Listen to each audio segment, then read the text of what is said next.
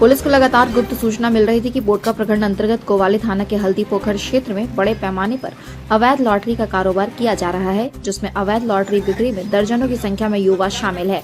मामले को लेकर पुलिस द्वारा पहले भी कई बार छापेमारी की गई है, मगर पुलिस को कुछ भी हाथ नहीं लग पाया था। अंततः इस अवैध तरीके से चलाए जा रहे लॉटरी धंधा को बंद कराने के लिए मूसाबनी डीएसपी चंद्रशेखर आजाद को उतरना पड़ा। आज डीएसपी चंद्रशेखर आजाद के द्वारा गोपनीय तरीके से संजू कुंडू के पान दुकान पर छापेमारी की और उसे अवैध लॉटरी के साथ गिरफ्तार किया। साथ ही साथ इस कार्य में संलिप्त लोगों को भी गिरफ्तार कर पुलिस द्वारा पूछताछ की जा रही है। वहीं डीएसपी ने कहा कि वरीय पुलिस अधीक्षक के निर्देश के अनुसार अवैध कारोबार के खिलाफ लगातार छापेमारी की जा रही है।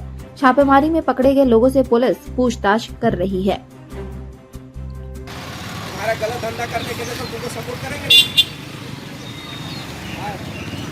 समझ गया।